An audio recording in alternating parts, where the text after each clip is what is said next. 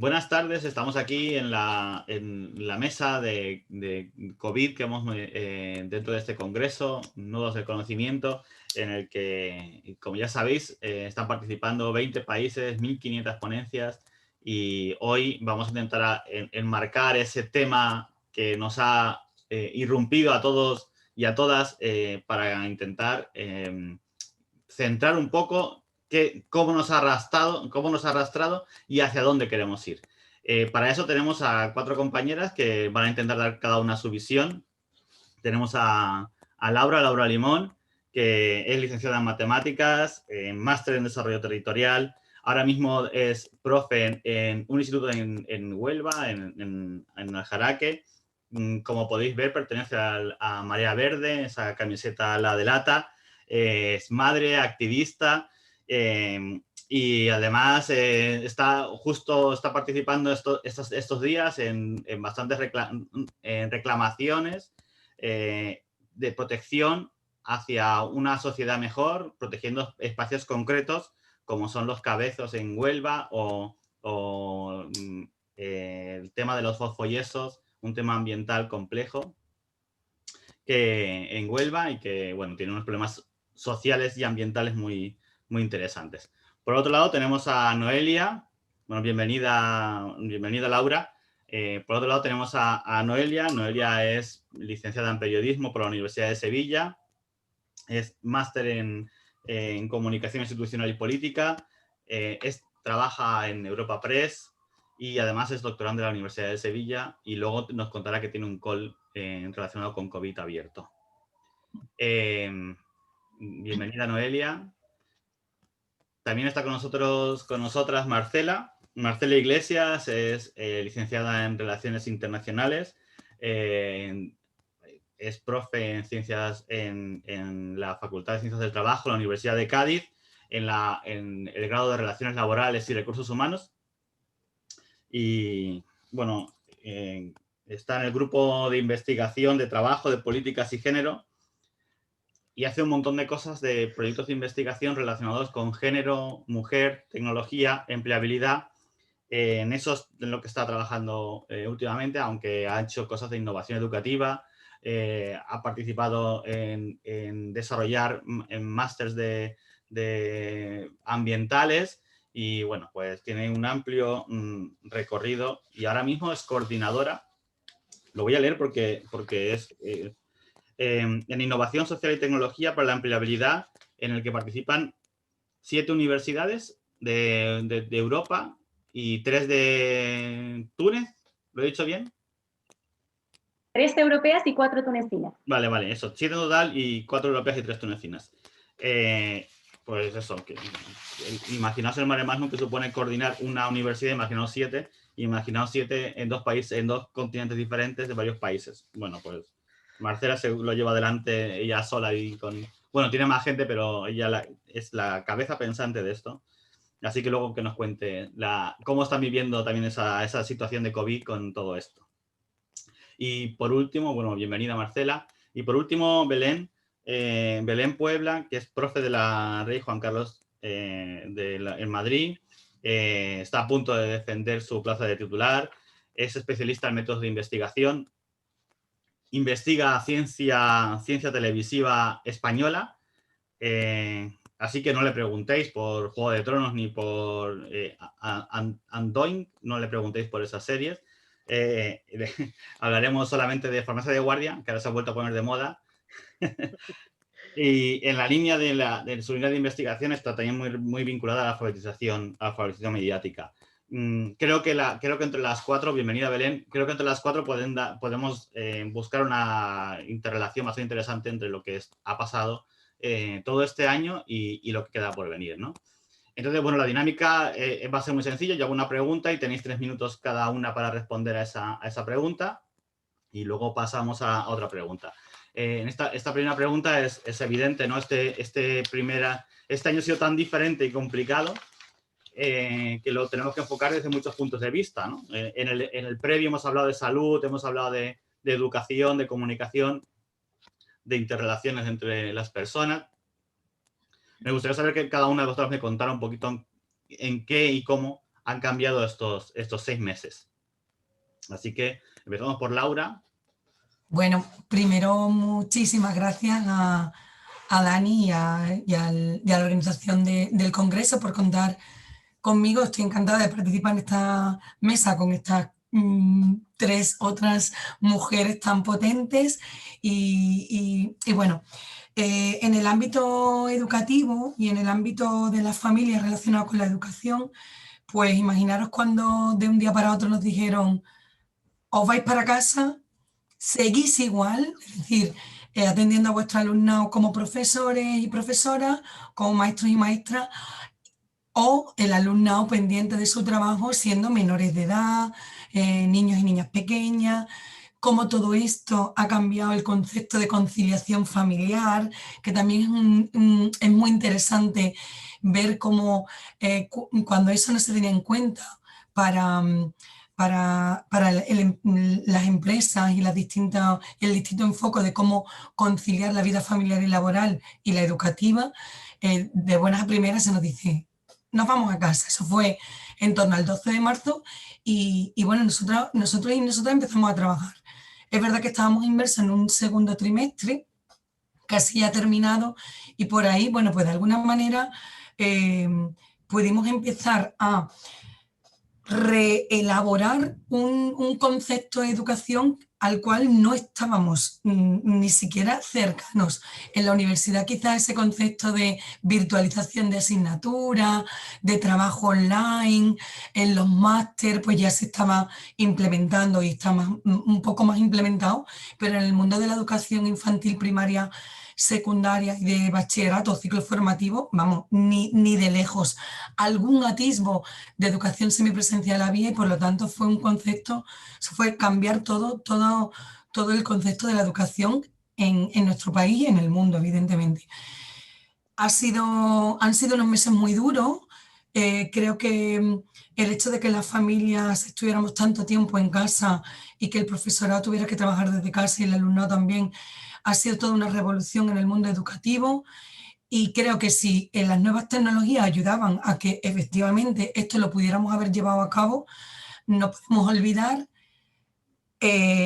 colectivos vulnerables, muy vulnerables, como es el colectivo de alumnado NEAE, es decir, niños y niñas con necesidades educativas, familias con alumnado con necesidades educativas, o el alumnado, por ejemplo, vulnerable en entornos socioeconómicos más vulnerables, o incluso el entorno migrante, como hemos tenido nosotros aquí en la provincia de Huelva o en otras provincias de Andalucía.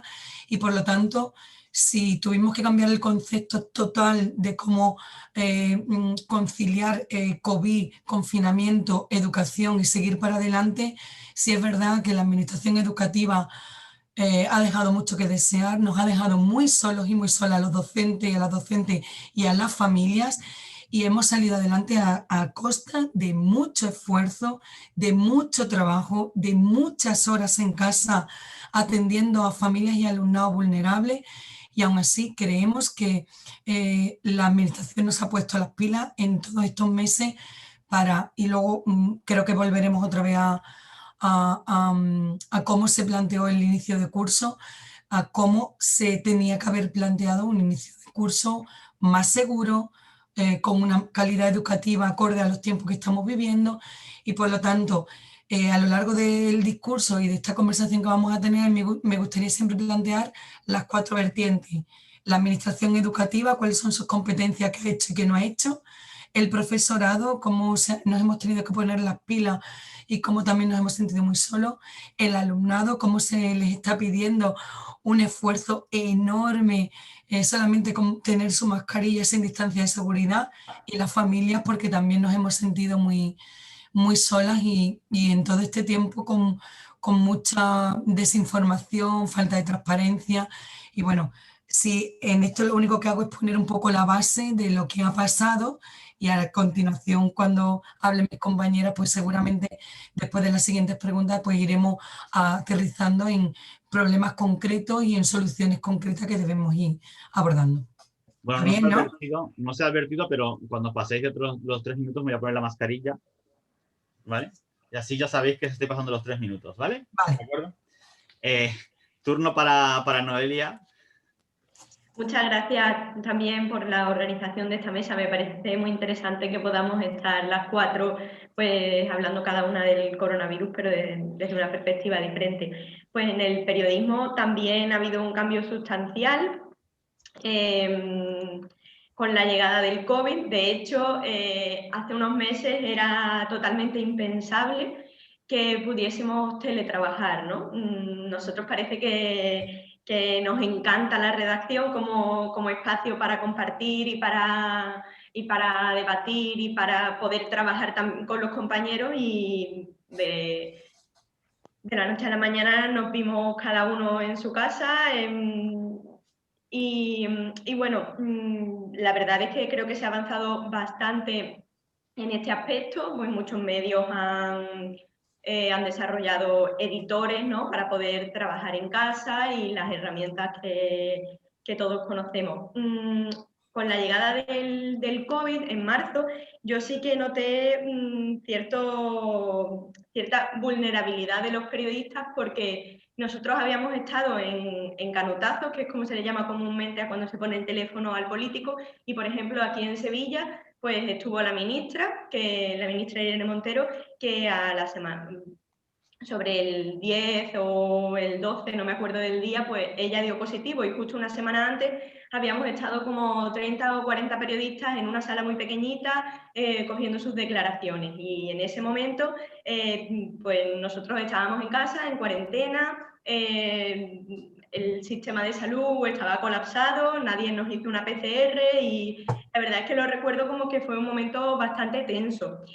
Pero bueno, más allá de eso, creo que durante estos meses ha habido prácticas que sí que podemos criticar, pero creo que se ha puesto en valor la necesidad de contar con medios de comunicación para mantenernos informados, y realmente se ha podido ver la labor social y de servicio público que tienen que hacer los medios. Creo que también se puede destacar que se ha contado con más visitas, más audiencia y más oyentes que nunca, pero por el contrario ha habido una caída bestial de la publicidad. Vemos que los medios, en la radio, pues solo escuchábamos publicidad institucional, porque toda la publicidad de las empresas, pues como era un momento económico complicado, pues no se contaba con ella. También me parece que que podemos precisar, por ejemplo, que en los informativos sí que es verdad que se ha dedicado muchísimos minutos a la COVID, y yo me pregunto, bueno, ¿y de qué otros problemas sociales hemos dejado de hablar mientras hablábamos del coronavirus? Y bueno, pues por aquí ya se pone la mascarilla, esta es mi primera reflexión inicial. Muchas gracias, Noelia. Marcela. Bueno, primero, buenos días. Quisiera agradecerte, Daniel, y a la organización del Congreso por invitarme a participar en esta mesa redonda. Es un placer compartir con vosotros este tiempo, este espacio de tiempo virtual. Y bueno, ¿qué ha cambiado desde marzo de 2020 hasta ahora? Yo creo que nuestras vidas han cambiado en muchos sentidos. Nuestras rutinas diarias, nuestra organización del tiempo, nuestras pautas de relación social en todos los ámbitos, ¿no? Desde el más íntimo y familiar, pasando por nuestras amistades, las relaciones con nuestros compañeros de trabajo, con nuestros jefes, nuestro comportamiento en el espacio público. Todos estos ámbitos han cambiado, ¿no? Ahora ya, desde el punto de vista de las relaciones laborales y del trabajo remunerado, creo que el principal cambio tiene que ver fundamentalmente con la irrupción bastante generalizada del teletrabajo, ¿no? Según el Instituto Nacional de Estadística, si en 2019 solo un 4,8% de los trabajadores se acogían a esta modalidad, en pleno pico de la pandemia, en abril de este año, un 30% de las personas trabajadoras en España comenzaron a teletrabajar. Y esto aceleró, provocó una necesidad de regular esta modalidad de trabajo, ¿no? Y bueno, ya en septiembre se aprueba el Real Decreto Ley de Trabajo a Distancia. Luego, si queréis, podemos ahondar un poco más en las ventajas y desventajas de este tipo de modalidad de trabajo, pero en principio es muy importante contar con una base reguladora. Ya desde un punto de vista más cualitativo, pienso que la pandemia ha provocado un mayor reconocimiento, ha derivado en un mayor reconocimiento de ciertas actividades profesionales que no suelen tener un reconocimiento económico y social, lamentablemente, ¿no?, entre la población española.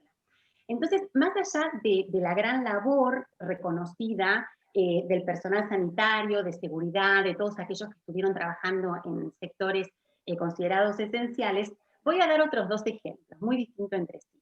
El primero es, bueno, el personal docente y educativo, ¿no? Porque cuando de un día para otro, como comentaba Laura, durante el confinamiento las madres y los padres tuvimos que convertirnos de repente en seños de infantil, primaria e instituto, en muchos casos de manera simultánea, de nuestros hijos e hijas. Automáticamente las personas educadoras pasaron a convertirse en heroínas, ¿no? Pero incluso desde el comienzo del curso escolar, en septiembre, ya de manera presencial, hemos sido testigos de una gran capacidad de organización y adaptación por parte de los centros educativos y del personal docente, aún sin contar con los medios ni con la formación adecuada, ¿eh? Y no es porque yo sea del gremio, pero creo que la ciudadanía ha comenzado a valorar bastante más nuestra labor. Ahora lo que queda es que el gobierno haga lo que tiene que hacer, aporte lo suyo y aumente la inversión en el sector, ¿no? Y el segundo ejemplo que quería comentar es muy diferente del anterior porque tiene que ver con los trabajos que se consideran atípicos y son los repartidores a domicilio, los conocidos como los riders, que, como sabéis, trabajan bajo la figura laboral de emprendedores autónomos del reparto, y por tanto, pues no cuentan con los derechos laborales que tienen los asalariados, como, bueno, pues baja por accidente, enfermedad, desempleo. Y durante el confinamiento, el gobierno decretó que el reparto a domicilio iba a ser considerado una actividad esencial. Claro, porque en un contexto de pandemia, el reparto de hamburguesas y pizzas es fundamental, ¿no? Está claro. Lo que, por un lado, les permitió seguir trabajando, porque es evidente que muchos de los repartidores necesitan, es la única actividad que les reporta ingresos, pero, por otra parte, las grandes plataformas digitales decidieron bajar las tarifas, argumentando una disminución del volumen de pedidos, argumento que de por sí no se sostiene. Y entonces las condiciones tan precarias con las que ya termino, con las que ya contaba esta actividad profesional se volvieron aún más precarias, ¿no? Y a esto se suma que no tenían ni siquiera desde el inicio material de protección como las mascarillas, ¿no? Bueno, por suerte, gracias al activismo de movimientos sociales como Riders por Derecho, el apoyo sindical, ahora el gobierno está negociando junto con sindicatos y patronal la regulación de la actividad profesional de trabajadores que trabajan para plataformas digitales, no únicamente los riders. Así que, bueno, hasta ahí mi respuesta a la primera pregunta. Gracias, Marcela. Belén, tu punto de vista. Hola, buenos días a todos. Gracias, Dani. Gracias, compañeras, por vuestras aportaciones, porque poco tengo ya que decir, aunque bueno, voy a hablar un poquito de cómo ha cambiado la vida en el sistema universitario y desde el punto de vista de la investigación. A nosotros nos ha cambiado la vida completamente. O sea, yo no salgo de esta pantalla. Yo miro la agenda y es como, ¿qué tienes? Pues tengo 12 Teams. Esa es mi vida. Es como, mira, qué bien. Todo en casa, pero es cómodo. Sí, es cómodo, pero ay, a mí me gusta tocar. Entonces, pues eso se echa mucho de menos. Las clases en la universidad, claro, mis alumnos, los alumnos universitarios, están hechos a las TIC. O sea, para ellos esto, no voy a decir que ha sido hasta cómodo, por así decirlo, dentro de, ¿vale? Dentro de. Pero se les nota que tienen una capacidad de adaptación muchísimo más grande que hemos podido tener nosotros. O sea, la universidad ha estado 6 meses y lo que nos rondará haciendo protocolos. O sea, vivo a base de protocolos y de Teams. Protocolos que al día siguiente se cambian. Entonces, es un protocolo que dura poco. Y el adaptar todo a eso, a hacerlo desde el aula virtual, pues ha sido como una bofetada, sobre todo si en tu caso, que es el mío, utilizas muchas innovaciones educativas y la innovación educativa no es solo TIC. que hay muchas veces que, ay, mira, es que han utilizado un Kahoot. No, señores, la innovación educativa es también sacarlos al césped y dar la clase en el césped y ver cómo la damos para variarlos, porque les estoy cambiando el concepto, el espacio en el que damos la clase. O sea, hay, abramos mente. Y por otra parte, claro, la universidad, nos pasamos la vida, la otra parte de vida, tenemos una vida docente, pero somos PDI, docentes investigadores. Y ahí sí que ha habido un cambio también brutal. De repente hemos descubierto muchísimas horas, ha sido como una incongruencia. Tenías muchas más horas para haber recuperado el tiempo de desplazamiento, ese tiempo, ya no tengo una hora de... Yo vivo en Madrid, o sea, imaginad los trayectos, aquí tarda lo mismo ir a Toledo que ir a Plaza Castilla. Bueno, puedes tardar más en ir a Plaza Castilla que en ir a Toledo, depende de dónde vivas. Dices, bueno, ahora tengo más tiempo.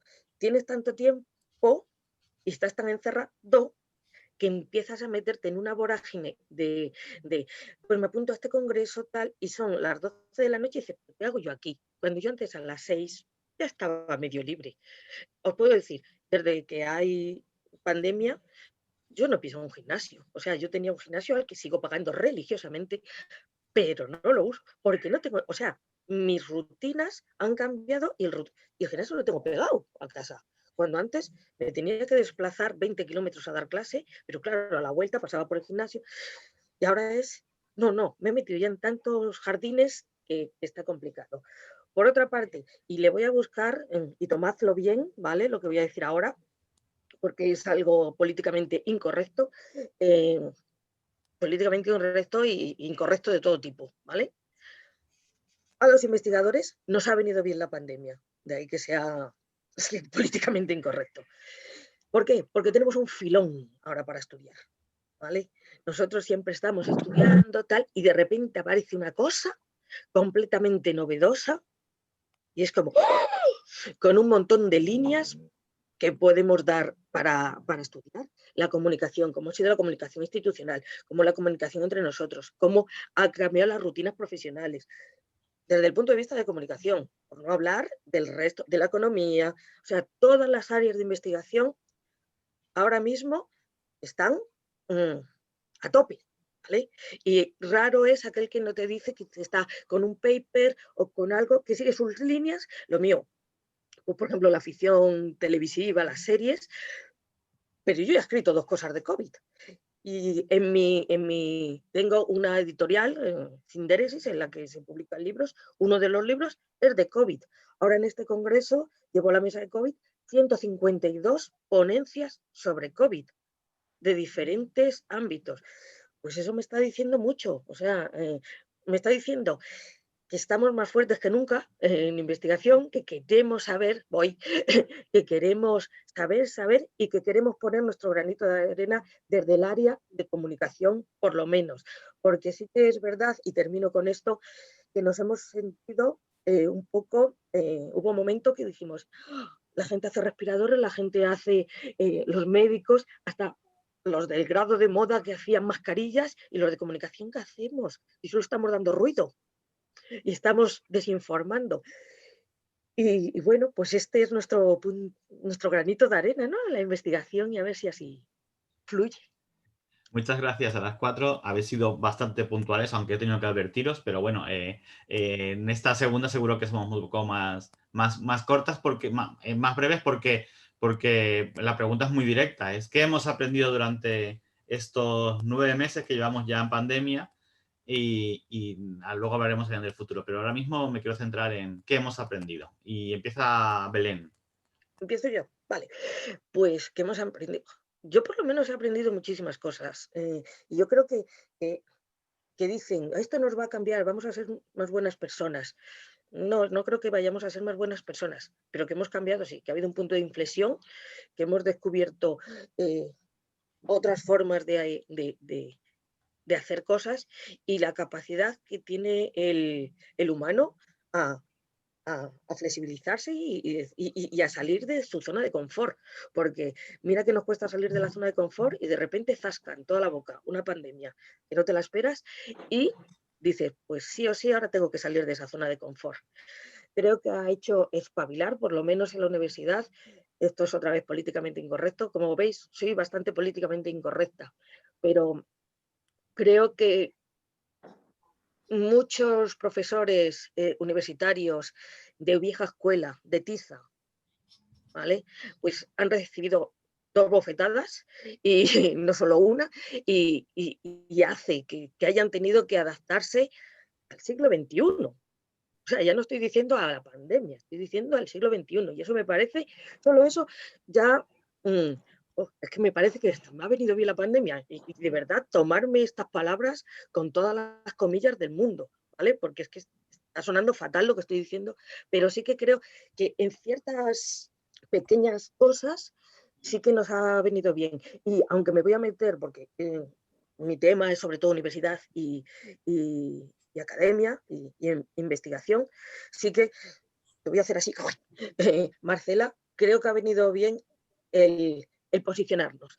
El posicionarnos se acabaron casi un poco, con esta pandemia se acabaron un poco los cuellos azules y los cuellos blancos. Yo he descubierto que mi hermano, vamos, no he descubierto que mi hermano trabaja en Mercadona, mi hermano trabaja en Mercadona, pero cuando ha habido una pandemia, mi hermano ha sido más importante que yo. Habla.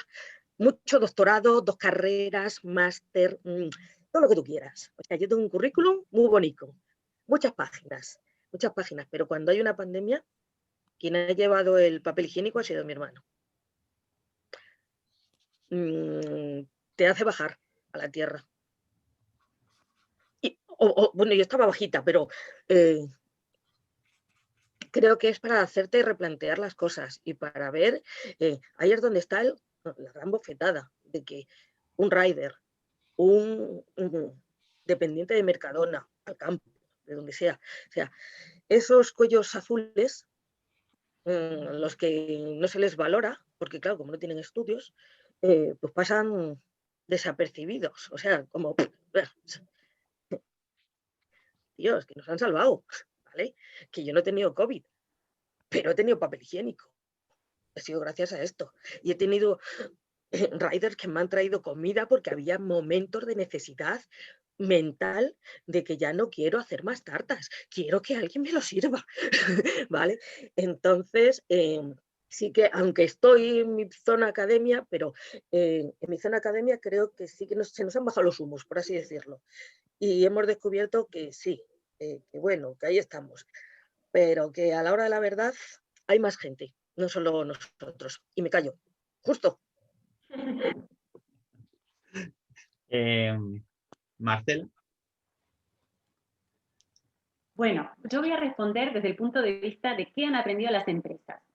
Creo que han aprendido, bueno, a la fuerza, porque no les quedó más remedio, que el teletrabajo es viable, que la mayoría de trabajadoras y trabajadores podemos trabajar a distancia, sin escaquearnos por objetivos, autoorganizándonos el tiempo de trabajo y sin tener que estar atados a esta idea del presencialismo, de lo que comúnmente conocemos como calentar la silla durante 8 horas, aunque hayamos terminado con las tareas asignadas para ese día.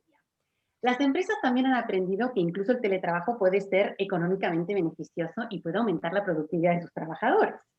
Algunas empresas, de hecho, ya han iniciado el camino para instaurar esta modalidad de manera más indefinida. Ahora bien, el cumplimiento de la regulación es indispensable, porque convengamos que durante el confinamiento el aumento de la productividad ha estado en gran parte ligada al hecho, como comentaban las otras colegas, de que hemos estado prácticamente todo el día conectados al ordenador trabajando. Entonces nuestros tiempos de trabajo, cuidados y ocio se vieron totalmente alterados, como desconfigurados a favor del tiempo del trabajo. Y todo esto creo que está relacionado con el mensaje que recibimos el primer día en que nos confinaron, cuando nos dijeron, estamos en guerra contra el coronavirus. Y ese estado de guerra implicaba sacrificios desde el personal sanitario que estaba al frente, luchando, hasta el resto de personas que podíamos teletrabajar y que teníamos que darlo todo, porque aunque estábamos en guerra y en una situación de pandemia, la vida tenía que continuar como si aquí no hubiese pasado nada. Entonces, con esto quiero decir que tenemos que interiorizar que el teletrabajo tiene grandes beneficios, está claro, puede facilitar la conciliación laboral y familiar, ahorra los tiempos y disminuye la huella ecológica porque nos ahorramos los desplazamientos, vale.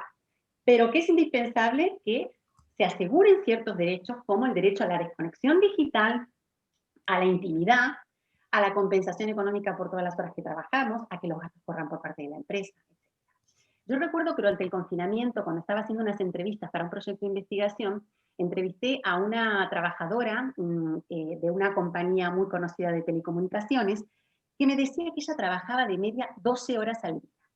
Y ella decía que lo hacía así porque sentía el deber moral de hacerlo, porque si los sanitarios trabajaban muchísimas horas y estaban sacrificándose, ella también debía hacerlo, porque solucionar problemas de conexión a Internet también era clave en ese momento donde todos estábamos teletrabajando. Entonces, muchos de nosotros lo hemos hecho de manera consciente o inconsciente, pero y hemos intentado, digamos, ser más solidarios. Vamos a ver si esa solidaridad continúa en el tiempo, ¿no? Ahora, esta misma entrevistada me decía, claro, estaba empezando a sentir grandes dolores de espalda, de cintura, y pidió a su empresa que por favor le mandaran las sillas de trabajo de su despacho. La empresa le contestó que el protocolo no permitía sacar mobiliario de la empresa. Entonces, esto es un claro ejemplo de lo necesario que es la nueva regulación, que se aplique correctamente para que se cumplan las obligaciones preventivas, porque hay que asegurar la salud física y emocional, digamos, psicológica de las trabajadoras y trabajadores. Y ese aprendizaje y esa adaptación tiene que ser por ambas partes, empresa y personas trabajadoras. No vale que el sacrificio solo lo haga una de estas partes. Muy bien, muchas gracias. ¿Le toca el turno a Noelia? Sí. Noelia, todo tuyo. ¿Qué hemos aprendido en este tiempo? Pues yo creo que hemos aprendido o se nos ha recordado la importancia que tiene la información regional y la información local. Durante muchos años las delegaciones autonómicas de los medios se han ido desmantelando y llegándose en muchos casos a escribir qué pasa fuera de Madrid desde Madrid, ¿no? Y ahora con 17 comunidades autónomas que adoptan decisiones diferentes, pues creo que se ha llamado la atención sobre las plantillas de los medios autonómicos. Y también creo que se ha puesto en valor el periodismo local, pues con los brotes que ha habido en los municipios, los problemas que ha habido en centros de salud en concreto, en residencias de algunos pueblos y espero que en el futuro pues, que los medios de comunicación refuercen sus plantillas autonómicas, porque tristemente esta semana hemos leído que Unidad Editorial va a despedir a trabajadores del Mundo de sus delegaciones autonómicas. También creo otro aprendizaje que nos podemos llevar de este tiempo, que el periodismo científico y la divulgación no pueden ser lo último.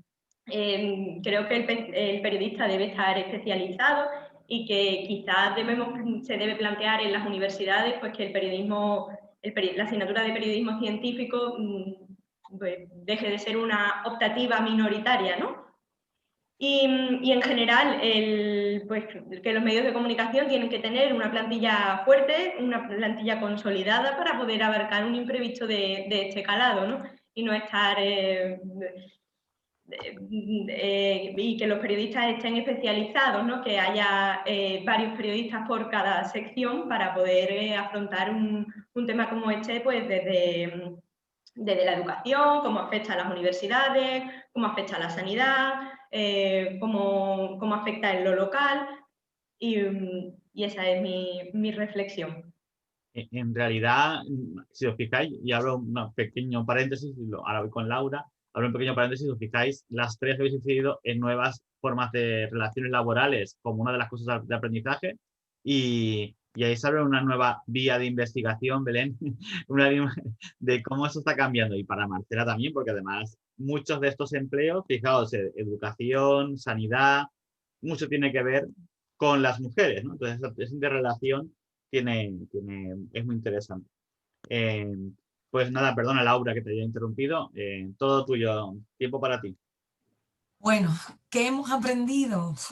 Yo ya en la primera intervención dejaba caer un poco que el peso individual, y de hecho a la sociedad se nos está diciendo todavía y más ahora, ¿no? Que llegan las Navidades, que llega el puente, que la responsabilidad individual. O sea, ese mensaje también es importante de analizar, cómo desde las instituciones públicas y quienes tienen que garantizar parte de cómo abordar todo esto nuevo que nos ha venido, se nos ha incidido mucho en la responsabilidad individual.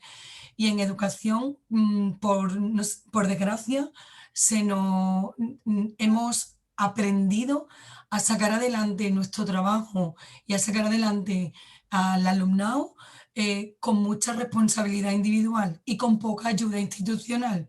Porque al contrario, que puede pasar a lo mejor en otros ámbitos, no lo sé, en el ámbito educativo hemos tenido, nosotros en el ámbito educativo tenemos una competencia estatal que rige unas leyes a nivel de Estado que luego se concretan a nivel de comunidad autónoma que tenemos las competencias, ¿no? Que tienen las competencias.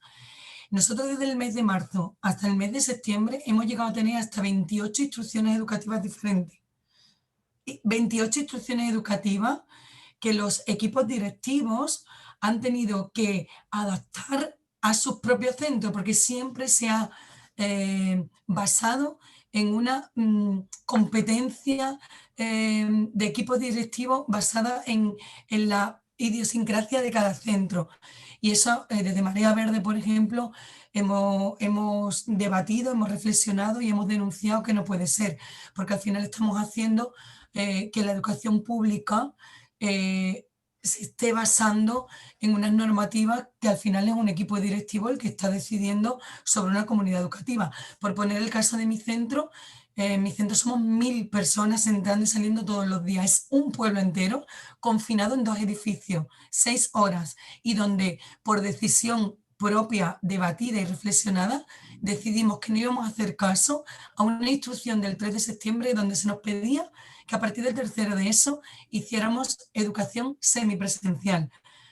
En educación obligatoria, en alumnado menores de edad, en alumnado donde pudiera haber grupos vulnerables por todo lo que comentaba anteriormente, la educación semipresencial no es la solución para bajar la ratio, que es lo que pedíamos. Era lo que pedíamos la comunidad educativa y sobre todo, y quiero aclarar, la comunidad educativa de la educación pública. Públicamente hemos denunciado que la solución para abordar un nuevo curso en una situación segura, tanto para el profesorado como para el alumnado y las familias, era la bajada de ratio, el aumento de profesorado, el aumento de plantilla de personal técnico de integración social para el alumnado NEAI con necesidad educativa y el aumento de plantilla de limpieza. En mi centro contamos 1000 personas, 3 baños, porque en los baños solo puede entrar una persona por baño, y un personal de limpieza que hemos tenido un refuerzo de 2 compañeras. Por cierto, y aprovecho para denunciar que a estas compañeras de limpieza se le da de baja hoy que empieza el puente y se le vuelve a dar de alta el día 10 de diciembre. Es decir, la precariedad, todo esto de vamos a ser mejores personas, no se está traspasando en la sociedad real.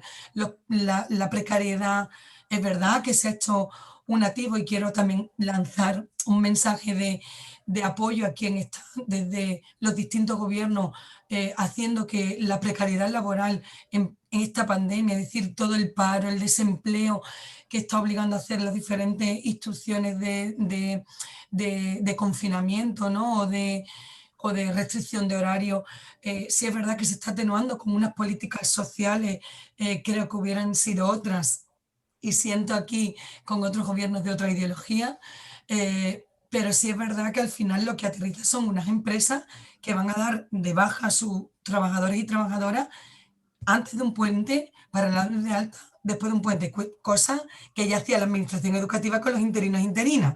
Hace unos años que hemos tenido que salir a la calle. Marea Verde, el 27 de junio salió a la calle, el 27 de julio, el 5 de septiembre y el 18 de septiembre una huelga educativa para decir que las aulas no eran seguras. Y si hay menos contagios o si ha habido pocos contagios es porque el alumnado y el profesorado está haciendo un esfuerzo de soportar una mascarilla 6 horas, de hacer una pedagogía de lo que no se está haciendo afuera al alumnado joven, que también es verdad que se le ha hecho ser responsable de muchos contagios y sin embargo en los centros educativos hemos paliado lo que la sociedad no ha sabido de alguna manera transmitir a este, por así decirlo, colectivo joven. Y quiero decir que en los centros educativos, si hemos salido adelante, si estamos saliendo adelante, que yo no daba por hecho salir un trimestre entero, echar un trimestre entero de manera presencial total en mi centro, lo hemos echado adelante a base de mucho estrés del profesorado, de ponerle las pilas con las nuevas tecnologías porque nosotros estamos trabajando, por cierto, intentando desde la educación pública también que las plataformas sean software libre, con gestión propia y no como se nos está haciendo ver ahora, y aquí lo dejo para luego continuar, porque estamos traspasando a la escuela pública lo que en el ámbito privado se está haciendo, que es pagar dinero, mucho dinero, a empresas privadas que gestionen cosas que nosotros podemos hacer con nuestros propios recursos y la inversión que se tendría que estar haciendo. Lo dejo aquí y luego continúo. Aprovecho esa línea que has abierto, ¿no? Sobre la estigmatización de los jóvenes y de los niños, ¿no? Primero de los niños y niñas como supercontagiadores, ¿no? Que es una de las cosas, de los matices que habría que poner sobre la mesa. Y lo segundo es la estigmatización de los jóvenes como grandes enemigos de lo común en aquellas fiestas que se organizan y que eso está provocando grandes contagios, ¿no? Eso que claramente es un proceso de desinformación, claro, cuando las empresas no cierran y tienes que ir a trabajar, los cuales mantienen esas estructuras, ese proceso de desinformación, y esa es la tercera pregunta que quiero lanzaros, es cómo habéis vivido desde vuestros puntos de vista cada una desde su papel, ese proceso de desinformación, de la posverdad, de los bulos que se han desarrollado y que se han magnificado durante ese tiempo de la pandemia. Así que volvemos contigo, Laura, que ya has abierto tú ese brete. Todo tuyo. Okay. Desinformación, posverdad y bulos. Bueno, a nivel de comunicación, ya me imagino que Noelia andará un poco más en todo el tema de fake news, de cómo se ha abordado la pandemia en cuanto a cifras y a datos, pero en lo que nos compete a nivel educativo, yo creo que es importante también apelar a la falta de transparencia. Y en cuanto a protocolos, que eso es otra historia a abordar, cuántos protocolos diferentes tenemos en el ámbito educativo y de nuevo apelando a cuál era la característica de cada centro y a la característica de cada población, yo creo que eso ha sido pues un error por parte de la administración educativa. Hacer que personas que no somos especialistas sanitarias estuviésemos abordando unos protocolos sanitarios sin que la inspección educativa, la prevención en riesgos laborales en nuestro ámbito o el ámbito sanitario, ¿no? Los enfermeros y enfermeras de la zona visitaran los propios centros y vieran cómo íbamos a entrar en los centros en la primera quincena de septiembre, creo que ha sido un error y es lo que dio también paso a que tanto el profesorado, la comunidad educativa y las familias pues empezáramos pues a tener esa desinformación y esa falta de transparencia. La posverdad. Pues la posverdad está haciendo mucho daño y como hay grupos de poder que además de élites, yo creo que más bien de élite, que se hacen con unos datos, ¿no? Nosotros lo sufrimos en los centros educativos cuando tenemos que hablar de igualdad, de violencia de género. Por cierto, otra parte que se está viendo mermada en el caso de COVID, ¿no? Y cómo la violencia de género siendo uno de los, con el desempleo, uno de los mayores problemas, ¿no? que presentaba la sociedad española, está teniendo ahora también por así decirlo, como una ocultación por parte de la sociedad porque todo es COVID.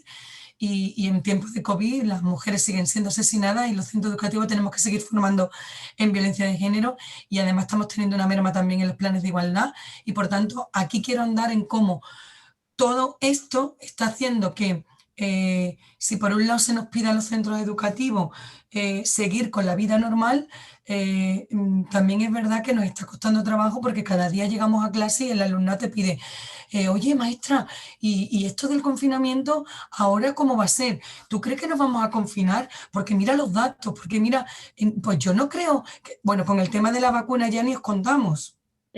Con el tema de la vacuna, yo he tenido que hacer hasta psicología inversa para que se den cuenta un poco, no siendo especialista ni muchísimo menos, de cómo los mensajes son muy importantes, ¿no?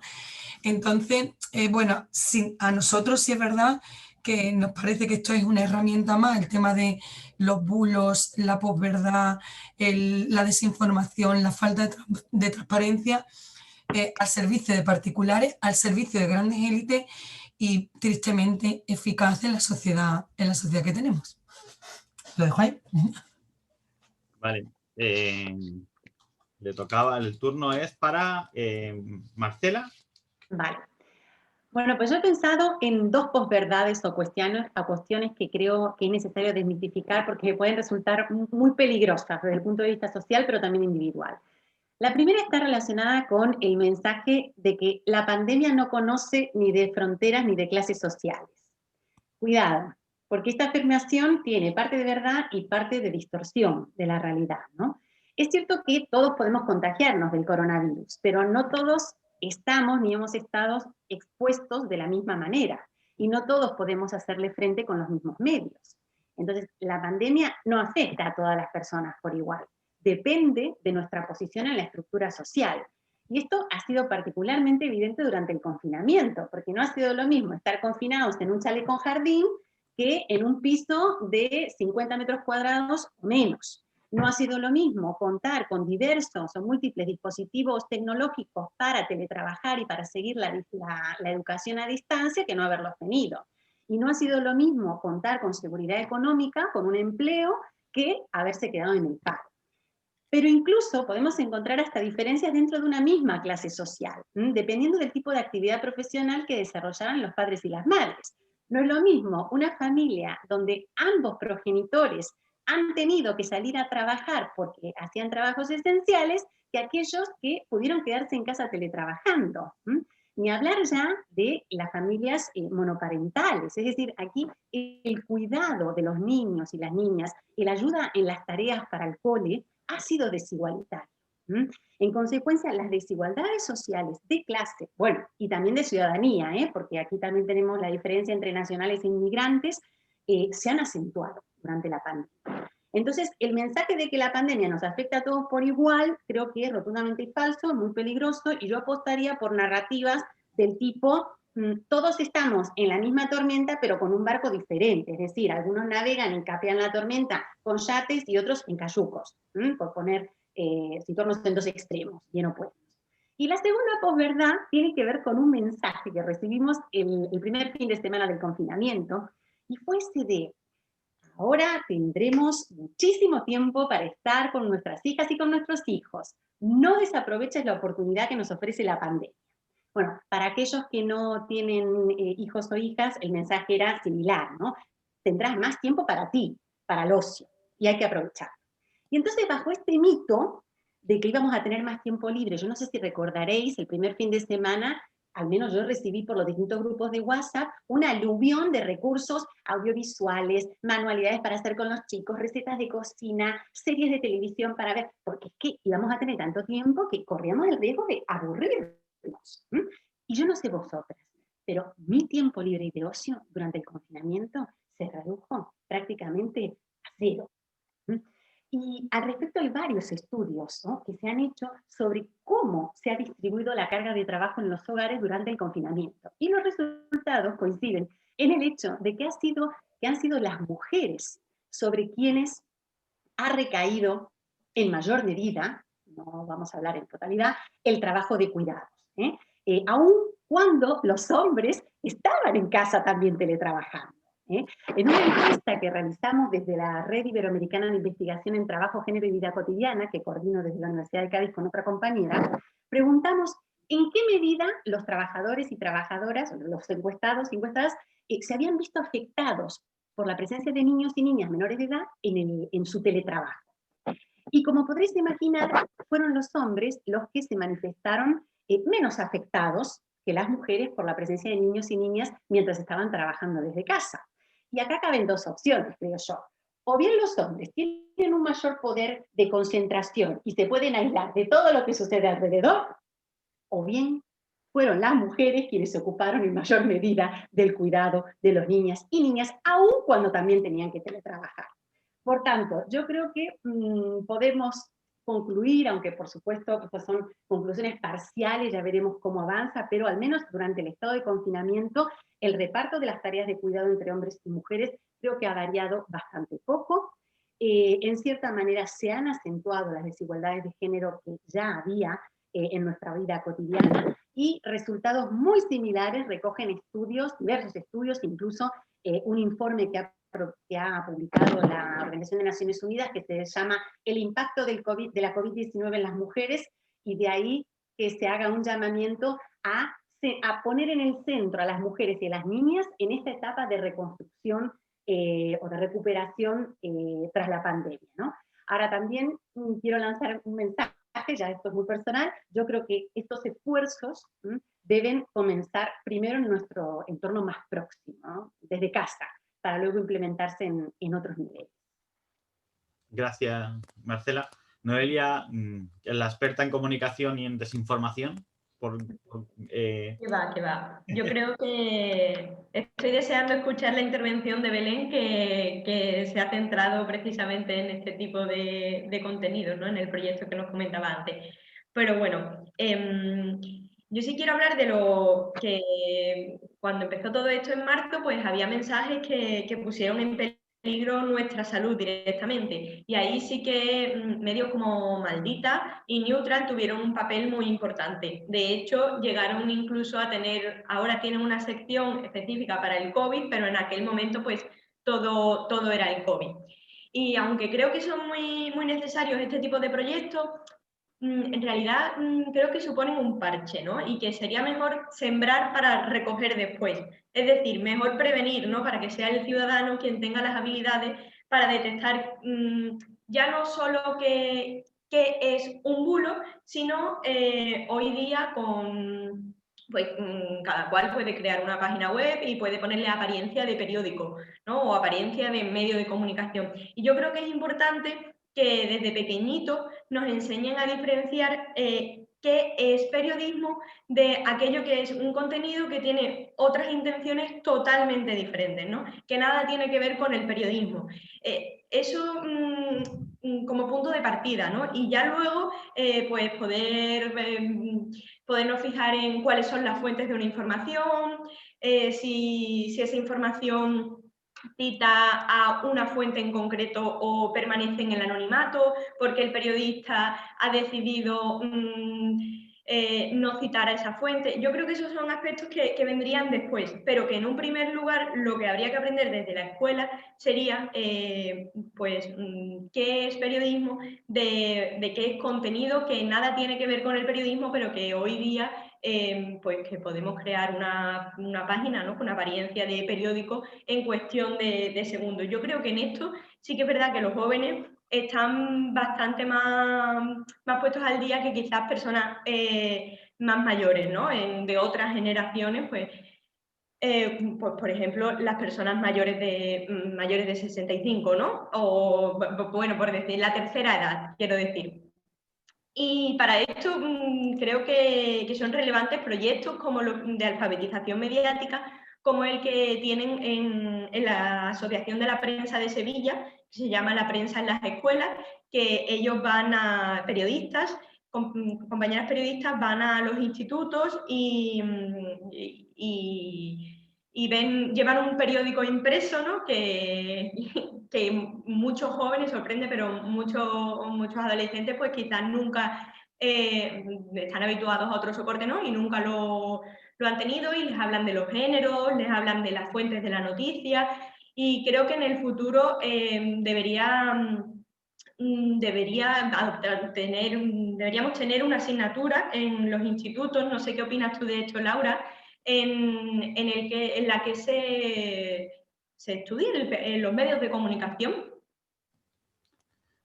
Lo apunto para el debate, pero no sé si también en el debate se podría incluir si el principal diseminador de bulos no son algunos medios de comunicación consolidados, históricos y tradicionales que plantearon que ha sido una estructura habitual de su información, que recordamos todos desde el 11M, como ya empezaron con sus bulos y siguen con sus bulos, ¿no? No sé si esos medios también tienen papel, pero bueno, lo dejamos luego para el debate. Belén, todo tuyo. Todo mío. La desinformación, como bien sabéis todos, ha existido siempre. Lo que pasa que ahora se ha acrecentado brutalmente con el tema de la pandemia. ¿Por qué? Porque estamos en algo que nos afecta a todos. Vale, podemos estar uno en un yate y otro en un cayuco. En eso estoy de acuerdo. Pero que puedes pillar el bicho, eso está ahí, ¿no? Entonces, el miedo es gratis y el miedo creo que lo tiene ya todo el mundo. Entonces hay ese punto de desinformación. Según la UNESCO hay varios conceptos de desinformación, no le llaman, no es desinformación como tal, solo una, sino hay una información malintencionada, que lo haces adrede. Hay información errónea, confusa, que yo creo que era lo que ha habido sobre todo en pandemia, y una información distorsionada. Te cuento la mitad de las cosas, porque no te voy a contar todo, ¿no? Ahí, para controlar esa vulnerabilidad de la gente, en el estudio que nosotros hemos realizado, la mitad de la población es vulnerable. O sea, se lo creen. Y cuando es un tema que te afecta, cuanto más te afecte, más te lo vas a creer porque lo que quieres es salvarte. Os recuerdo que Trump dijo que bebieran lejía y hubo 100 y pico personas que tuvieron que ser ingresadas. Claro, lo dice Trump, pues a lo mejor no lo creemos. Entonces, hay ciertos factores que van a condicionar esa vulnerabilidad. Por una parte, la posición social, nivel de estudios, de ingresos, más las variables sociodemográficas, la edad, el sexo, donde vivamos. Muchas variables que tenemos en cuenta a la hora de informar. Durante la pandemia, yo empecé a recoger todo lo que me iba llegando. Y claro, te lo mandaba, la fuente era muy importante, la fuente de quien te llegaba. Si me lo mandaba una amiga que fuera enfermera y era un retweet de tengo una amiga en el Hospital La Paz que dice que, y yo la tenía que escribir, pero tú tienes una amiga o que te ha llegado de otra amiga. No, me ha llegado de una fuente. Claro, yo sé que preguntaba por la fuente, pero era, y yo a lo mejor rebotaba algo, yo, no, es que me lo ha mandado una enfermera. Claro, si me lo mandaba una enfermera, yo lo daba por válido. Ostras, como que se generó, era una necesidad. Aquí no sé si estoy hablando personalmente, pero yo creo que al menos todo lo que a mí me rodeaba era una necesidad imperiosa de estar informados. Necesitábamos saber. Cuando no entiendes algo, quieres saber. O sea, ¡guau! Teníamos nuestro momento de 8 de la tarde de aplaudir, pero el resto del tiempo tenías que saber. Entonces, cualquier información era básica. De ahí que en el proyecto este en el que estamos desarrollando, que ya hemos hecho la parte de Facebook y de ver las partes vulnerables, es muy importante, por una parte, mediante programas de inteligencia artificial, descubrir quién nos está mintiendo, pero como he dicho antes, también es muy importante alfabetizar para saber si me están mintiendo o no, cuándo diferenciar que esto es un meme o cuánto esta información puede ser. Si alguien me dice que es lejía, claro, es que no es lo mismo que me diga que beba lejía mi vecina, la del tercero, que me lo diga. A lo mejor si a las personas esas le hubiera dicho su vecino del tercero, pues a lo mejor no hubieran bebido lejía. De ahí, ¿qué puntos tiene la eficacia de la desinformación? Pues lo de siempre, los valores noticias, los de toda la vida.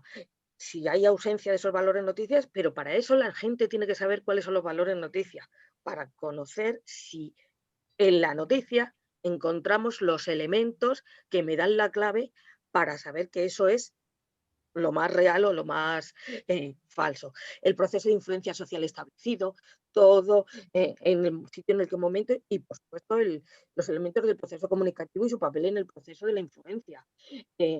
Me voy a los años 50, las disonancias cognitivas, donde a mí, si me viene de una fuente, me lo voy a creer, pero si me lo dice otra fuente de la que no tiene nada que ver con mis ideas, estás diciendo, sabrás, ¿vale? Si el que realmente dice lo que yo quiero escuchar, me voy a quedar con lo que quiero escuchar. ¿Qué nos estamos queriendo escuchar ahora todos? Y ojalá sea así, que tenemos la vacuna, que ya está, esto ya se acaba. Pero realmente todos somos conscientes, esto no se acaba, ¿no? Pero es como, no, ya la semana que viene, ya empezamos en enero, venga, fiesta,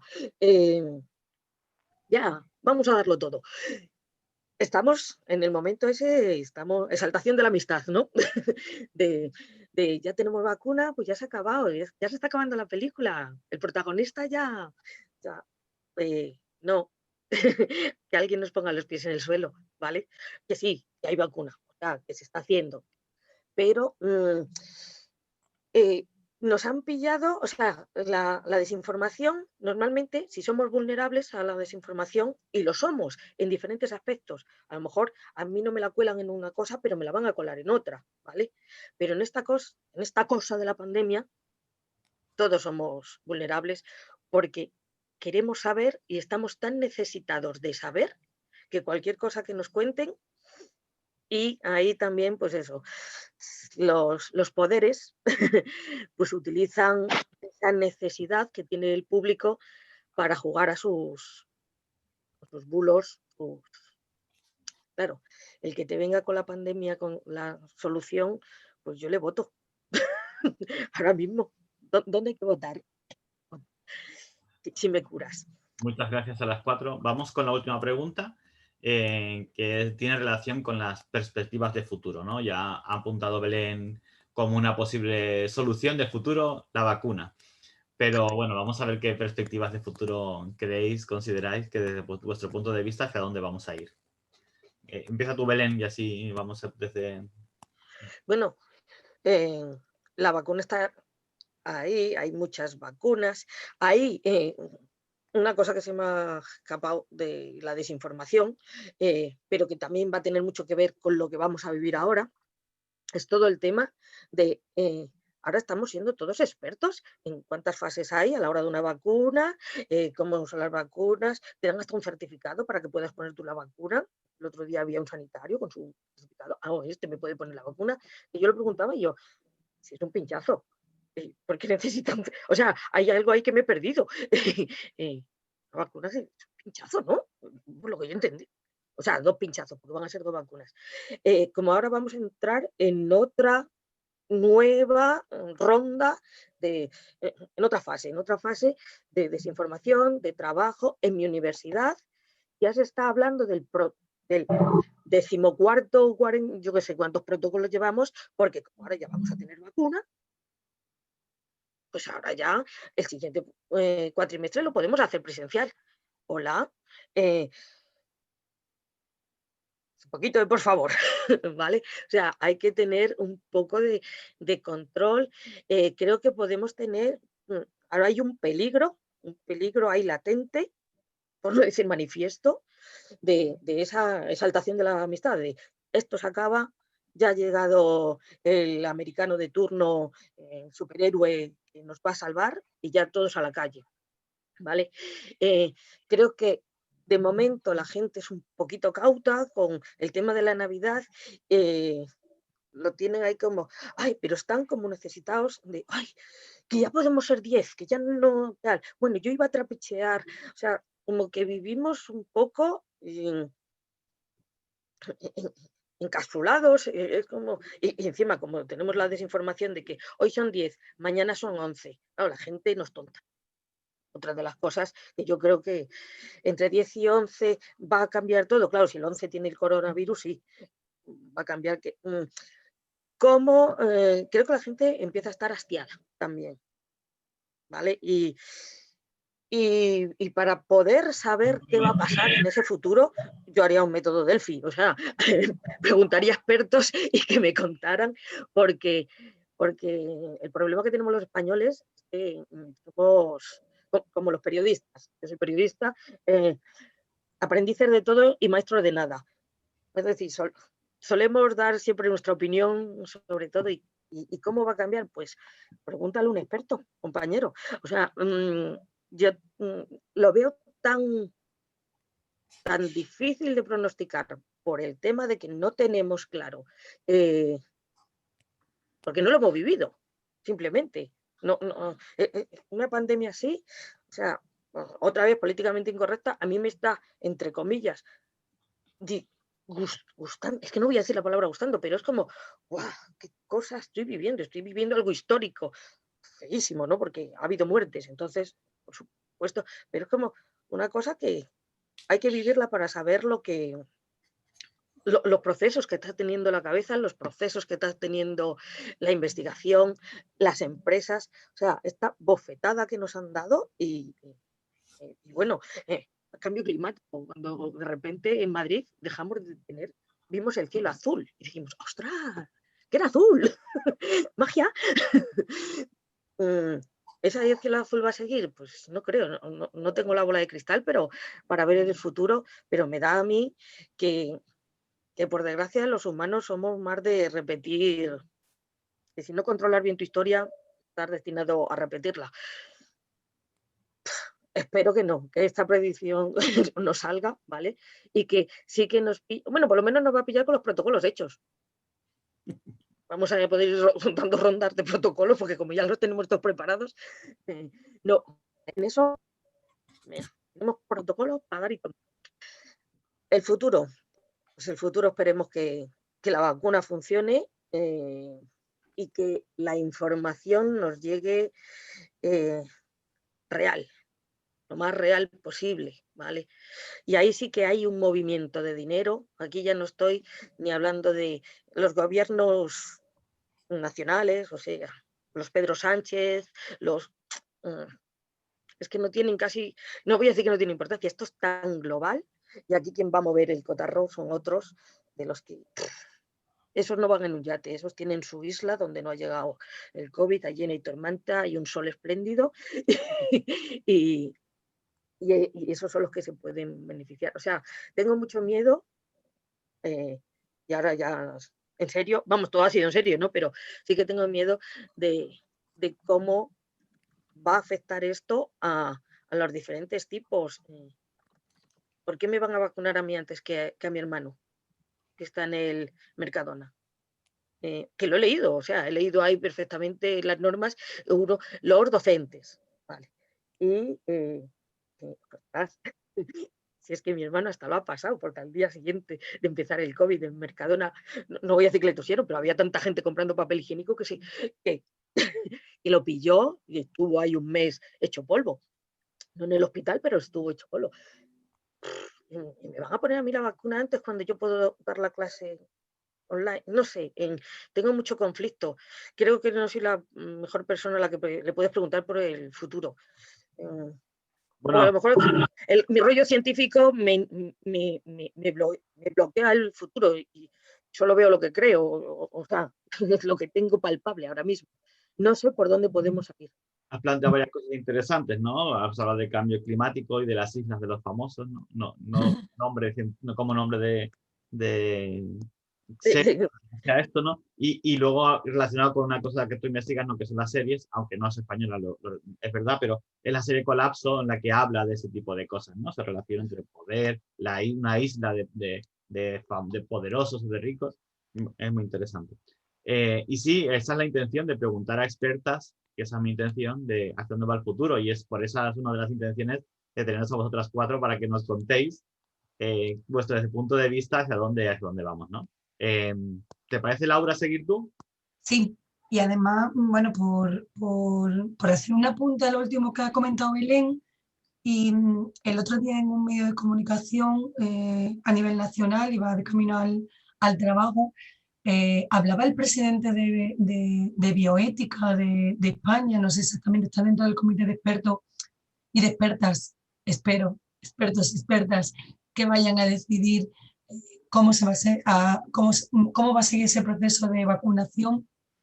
Y a mí, sinceramente, me tranquilizó tanto, me tranquilizó su manera de comunicar, su manera de hablar, no recuerdo ahora mismo su nombre, pero tengo que reconocer que llegué emocionada y tranquila al trabajo por una vez en muchos meses. Estoy hablando del presidente del Comité de Bioética, ha trabajado en diferentes comités a nivel europeo, a nivel internacional, a nivel de la UNESCO, a nivel o sea, de un mundo, y sinceramente me tranquilizó. Por lo menos el mensaje, y ahora que hablamos tanto de mensaje, ¿no? Para mí creo que fue un acierto el que a las 9 de la mañana, que creo que es prime time en temas de comunicación y de noticia nacional, pues de alguna manera este señor estuviera hablando en este medio de comunicación y bueno, a mí me gustó, con lo cual, Belén, yo creo que podemos escuchar a ese tipo de personas, ¿no? Que realmente están teniendo la capacidad de decidir y de intervenir, aunque también me da un poco de miedo porque el futuro planteado como, por ejemplo, inmediato de cómo se está abordando el tema de la Navidad, ¿no?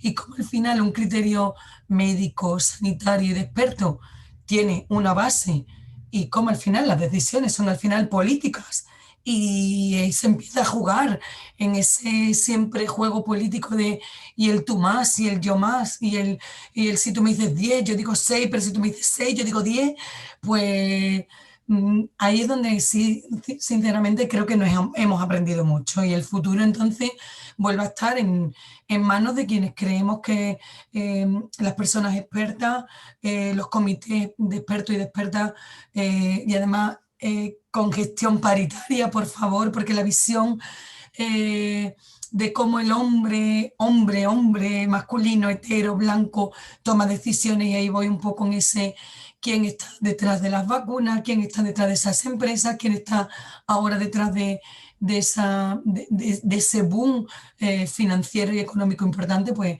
es importante.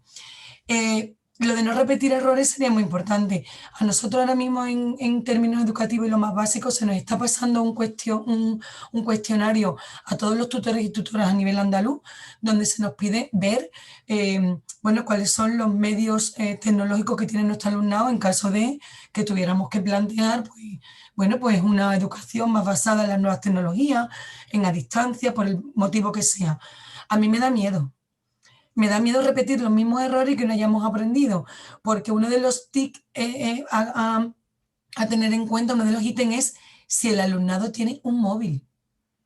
Nosotros hemos tenido alumnado migrante donde su padre y su madre eran trabajadores del campo de la fresa de Huelva y donde niños de 7 y 4 años se quedaban solos en casa, en confinamiento, sin ningún dispositivo móvil, sin nada, sin conexión a internet, sin ordenador. Al mes y pico, el tutor o la tutora fuimos capaces de gestionar pues con el asuntos sociales, con el ayuntamiento, a través de la dirección del centro, desde nuestras casas, que alguien, por favor, a esa familia le dijera, bueno, cómo que esos niños pudieran conectarse. O sea que, y la realidad no está siendo tener en cuenta esos ítems. O sea, esa familia de alumnado NEAE, sordo ciego, con TEA, que ha estado en casa, donde está, es decir, por un lado, yo creo que tenemos que dejar a un lado en educación quienes somos las familias que tenemos en casa unos medios, tanto tecnológicos como medios y formación propia de padres y madres, y bueno, y luego ese alumnado al que hay que tratar. Entonces, si lo que queremos tener es un alumnado futuro, unas personas futuras poco formadas y pensando que las nuevas tecnologías lo van a solucionar todo, pues desde la educación ya digo que no. Yo tengo aquí una frase que tenía apuntada y yo creo que viene a colación de muchas de las cosas que habéis hablado algunas de vosotras anteriormente, y tenía puesto formar al alumnado en construcción crítica propia y una búsqueda de información completa y veraz. Porque el alumnado llega a clase y tanto en temas como violencia de género, como decía antes, como ahora en temas de COVID, viene con unos mensajes de casa, tanto de la tele, de Instagram, de redes sociales, de Facebook, de Twitter, de TikTok. Perdón, se me había ido. Llevo leyendo toda la semana el mismo mensaje. El principal objetivo de la educación es, decía criar, pero yo he puesto educar, personas capaces de hacer cosas nuevas y no solamente repetir lo que otras generaciones hicieron. Y es que las nuevas instrucciones educativas, con los nuevos currículum, con la LOMLOE, con lo que ya en Andalucía también se está haciendo en plena pandemia, pero no se dice, nos piden que lo siento, el sistema, repitamos cosas solamente para producir en este sistema capitalista, con lo cual ítems como el cambio climático, la equidad, la igualdad, el hacer cosas para todos y para todas se está perdiendo. Y el profesorado a veces llegamos con esta burocracia, con este... Ay, no sé qué me está pasando, que la cámara... La palabra capitalismo y automáticamente Zoom, que está a punto de... El Zoom... Directamente te está... Entonces, sí es verdad que estamos repitiendo esto, o en esta vorágine de instrucciones, de burocracia, de no llego, es que tengo que dar esto, pues no sé qué me está pasando, creo que voy a salir, voy a entrar ahora cuando pueda. Pues está haciendo que el alumnado también se sienta vulnerable y ese futuro está condicionado en cómo el profesorado tenemos que tener nuevas herramientas y formar a personas, a niños, a niñas, a jóvenes que realmente vean que el futuro no puede ir por lo mismo que hemos tenido anteriormente. Y más cuando la pandemia nos está poniendo el foco en que esto no se soluciona de manera individual. La lucha colectiva, el seguir trabajando en los servicios públicos de calidad, sanidad, educación, pensiones.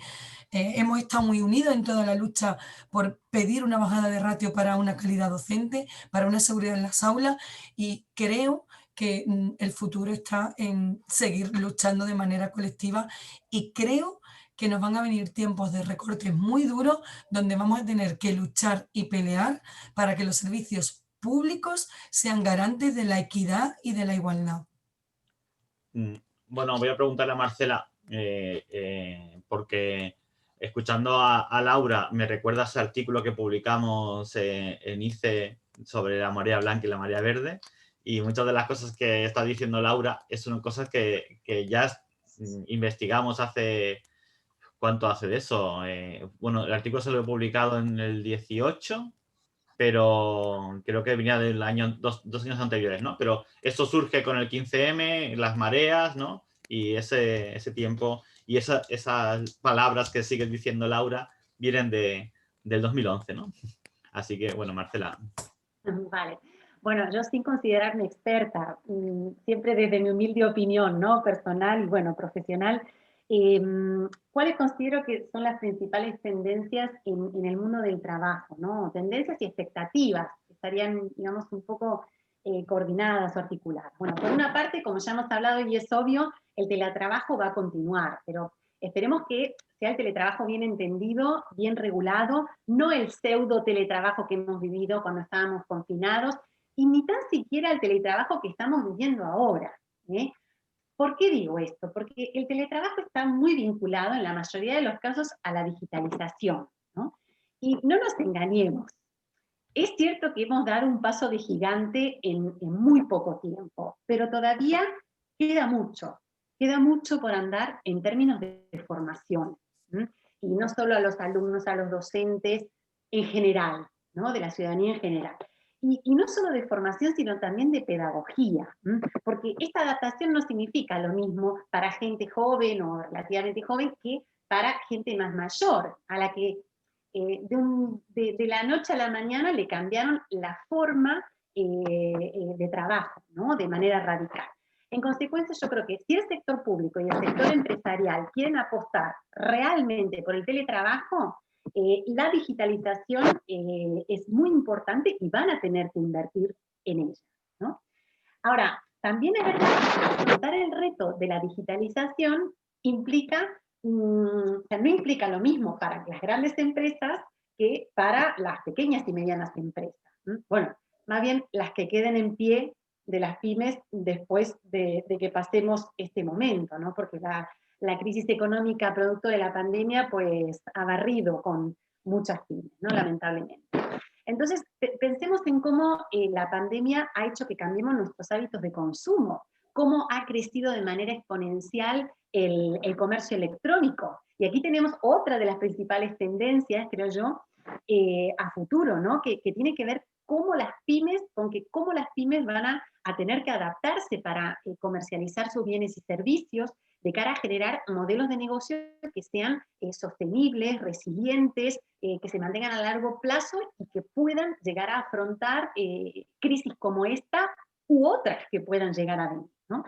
Y pensando en las pequeñas y medianas empresas, me gustaría contar un ejemplo de colaboración que está surgiendo en el marco de cooperativas creadas bajo el contexto de economía social y solidaria.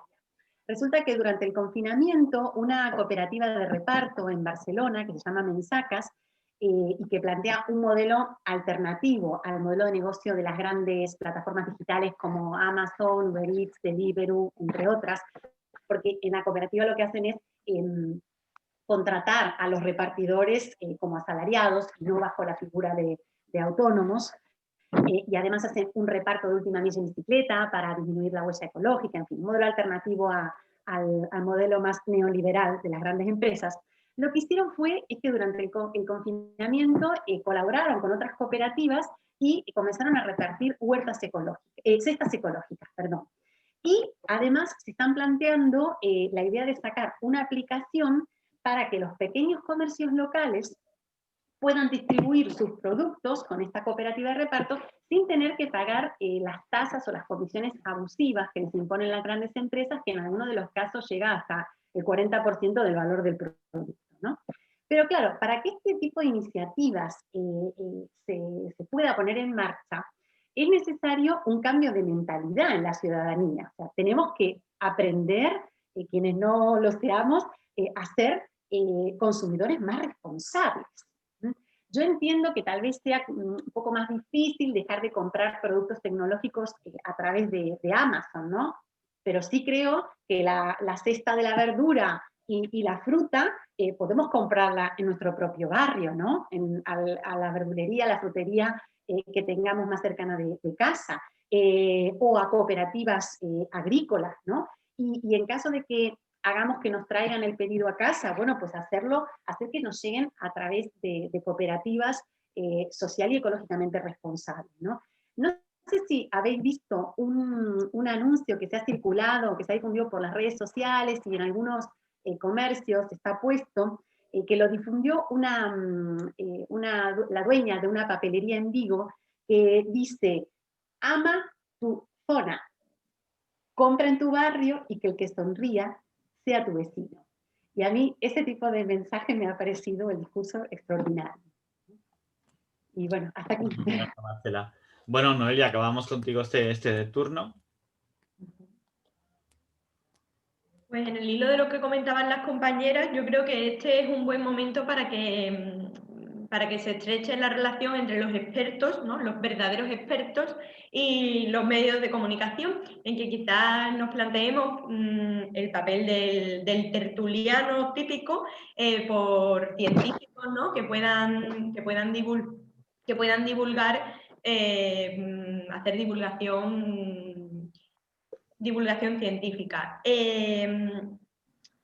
Y además de acercar a los expertos, bueno, yo creo que se nos viene una crisis económica, otra vez una crisis económica encima del periodismo, con todo lo que esto supone para la merma de la plantilla, que eso influye directamente en la calidad de la información que recibe el ciudadano.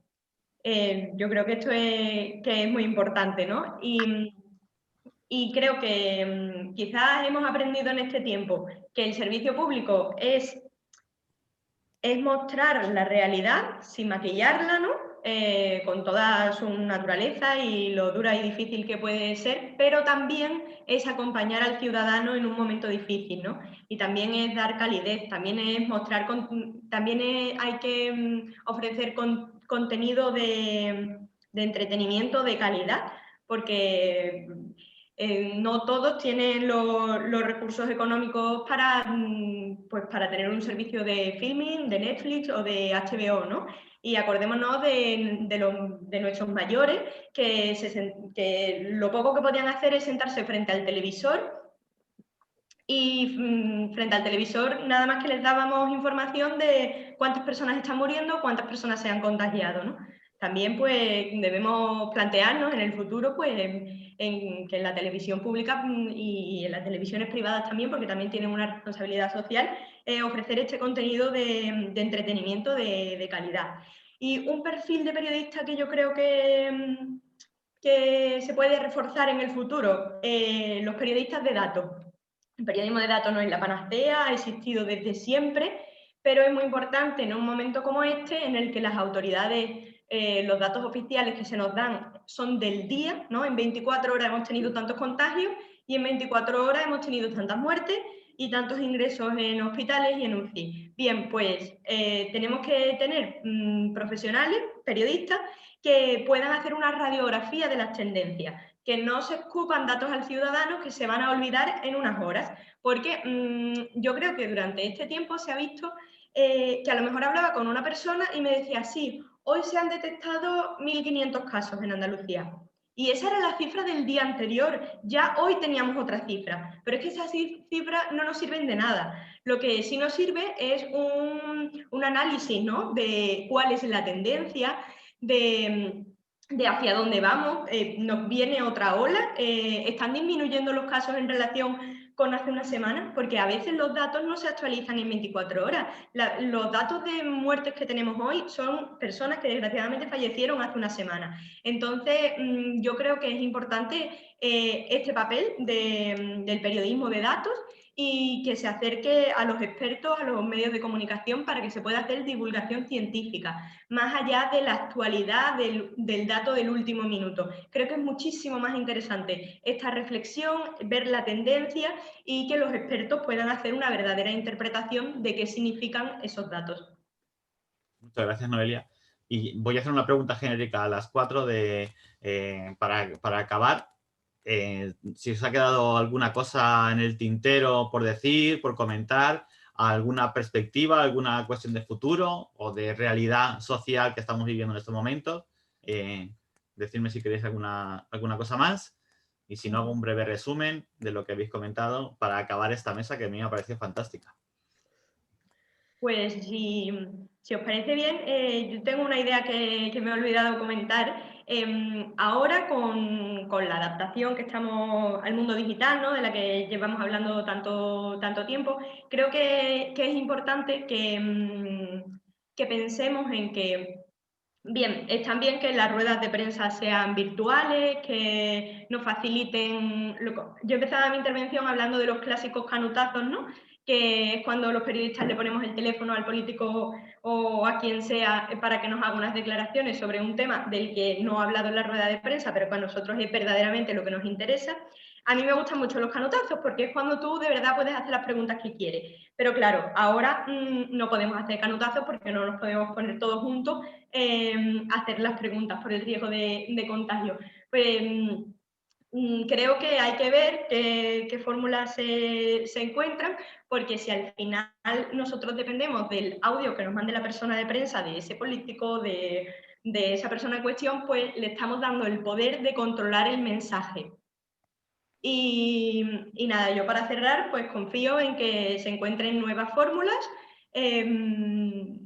No sé cómo, pero sí creo que es importante que se encuentren nuevas fórmulas para, como ya digo, que nosotros controlemos el mensaje y que no sea el gabinete de comunicación quien nos mande los audios, pues, de la información que ellos estiman que es la relevante.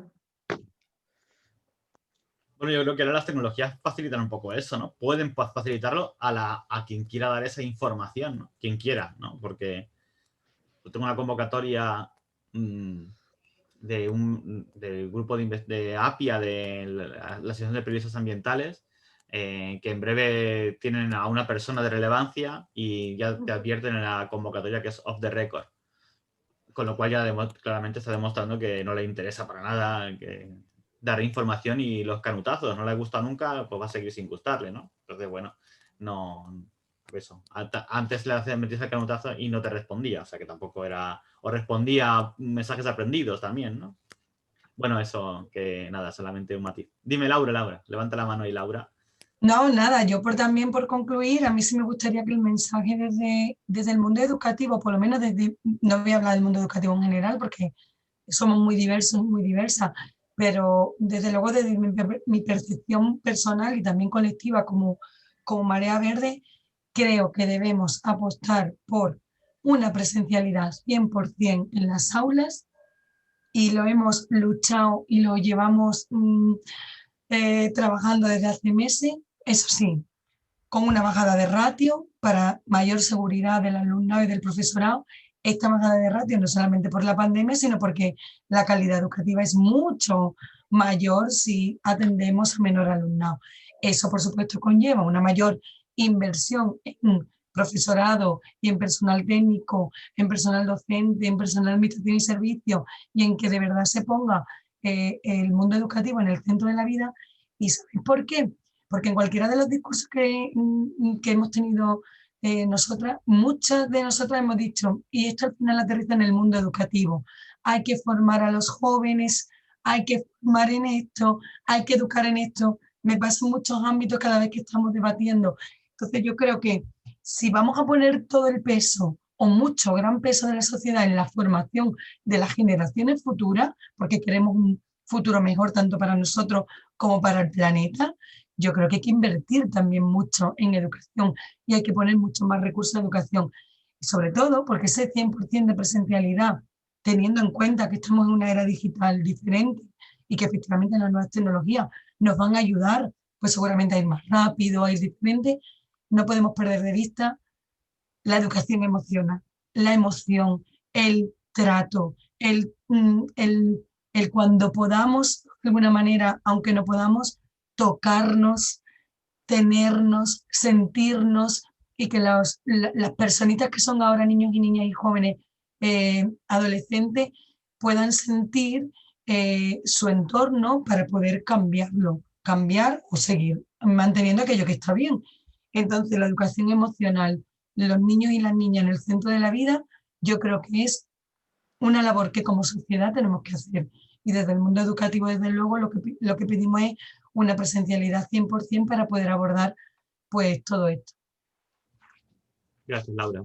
Marcela levanta la mano también. Me encanta cómo se nota que sois docentes y que cuando queréis hablar levantáis la mano.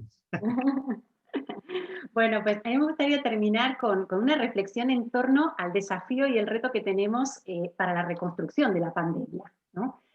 ¿Cómo debería ser esta reconstrucción? Si podemos tomar la pandemia y la crisis que de ella se ha derivado como una oportunidad para cambiar nuestro modelo de vida, para ser ciudadanos más responsables, más solidarios, más empáticos, y hablo de una responsabilidad multidimensional, ¿no? Desde el medio ambiente, el trabajo, los cuidados, la educación, la economía, el género como enfoque transversal, ¿no? Intersectorial. Y ya, claro, hasta desde Naciones Unidas hablan de la necesidad de reconstruir mejor, ¿no? Y ahora toca implementar eso, ¿no? Y una de las cuestiones que habría que plantearse es quiénes deben participar en esa reconstrucción post-pandemia, ¿no? Y aunque todavía no hemos terminado la pandemia, no ha acabado lamentablemente, yo creo que ya hay momento de empezar a pensar en cómo se va a hacer, porque si no nos va a pasar lo mismo que nos ha pasado ahora, ¿no? De que nos va a agarrar todo de imprevisto. Entonces, en esa pregunta de quiénes deberían participar en la recuperación, yo pienso que, por ejemplo, los gobiernos, sin duda, ¿no? Tienen que implementar medidas y políticas tendentes a reconstruir el tejido económico, a disminuir las desigualdades sociales que se han generado desde el punto de vista económico, pero también educativo, a generar empleo, especialmente entre los jóvenes. Tenemos en España una tasa de desempleo del 41% y eso es una barbaridad. Hay una generación de jóvenes y no tan jóvenes que han vivido casi dos crisis económicas muy fuertes en un periodo de tiempo muy corto, la de 2008 y esta que está aquí. No han podido insertarse en el mercado laboral y en el caso de quienes lo han podido hacer ha sido de manera precaria o muy precaria, ¿no? Además de los gobiernos, el sector privado también es muy importante que participe activamente, fundamentalmente las grandes empresas, ¿no? Que son las que han podido sortear, digamos, en mejores condiciones esta crisis. Es cierto que muchas han desarrollado campañas, iniciativas solidarias, pero deberían hacer un esfuerzo mayor, creo yo, ¿no? Que no sea simplemente limpiar un lavado de cara, de fachada, para ser consideradas empresas responsables en los índices, en los rankings nacionales e internacionales, ¿no?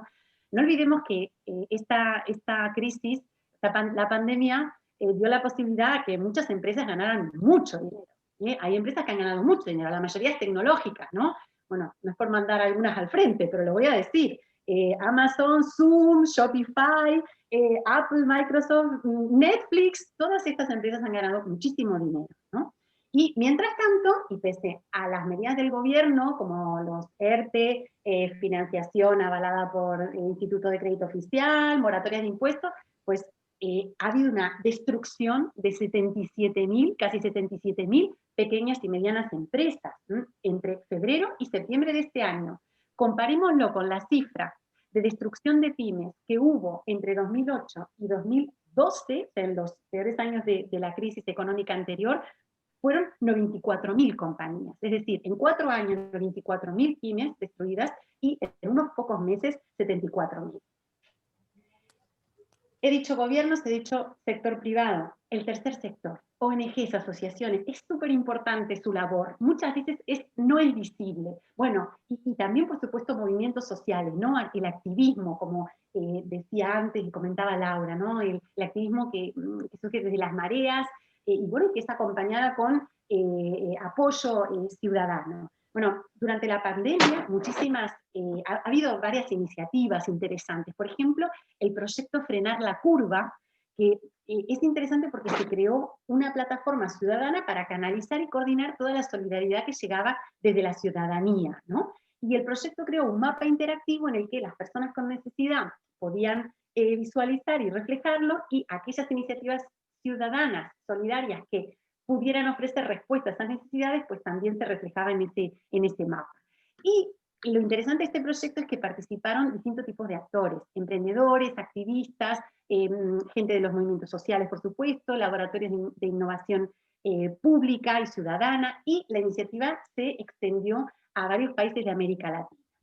Y por último, y no por eso menos importante, creo que los individuos, nosotros, bueno, como individuos, como ciudadanos, también tenemos que participar en esta recuperación, ¿no? Siendo más responsables, más empáticos, y creo que tenemos mucho que aportar en los niveles a los que podamos acceder, ¿no? Ya sea en las asociaciones barriales, en los coles, en nuestro trabajo. Yo creo que es la única manera, o al menos la más deseable y esperanzadora, ¿no? Que la recuperación post-pandemia sea una tarea de conjunto a varios niveles en el que participen varios actores. Yo creo que no queda otro camino que una reconstrucción conjunta. Pues Belén, te queda cerrar a ti. Pues allá vamos. Bueno, pues estoy con todas mis compañeras. Voy a decir alguna cosilla relativa a todo. O sea, creo que me he apuntado aquí varias cosas que quiero decir. Y bueno, voy a empezar, como decía Laura, educación, educación, educación, educación, educación, educación. Y voy a decir otra vez, educación. Y si alguien no se ha enterado, educación. ¿Ha quedado claro? No, educación. ¿Por qué? Porque estamos educando al futuro presidente del gobierno. Importante. O presidenta, ¿verdad? O presidenta, lo que tú quieras. Estamos, o sea, si viene otra pandemia, a estos que estamos educando son los que van a salvarnos. Ahí lo dejo. Que su futuro, o sea, mi futuro, está en sus manos. Importante. Y por tanto, creo que alguna importancia tenemos los profes en ese ámbito. Por tirarnos alguna flor, que creo que también nos la merecemos. Por otra parte, rigor científico. Rigor científico por la parte que me toca. Antes he dicho que nos había venido muy bien la pandemia.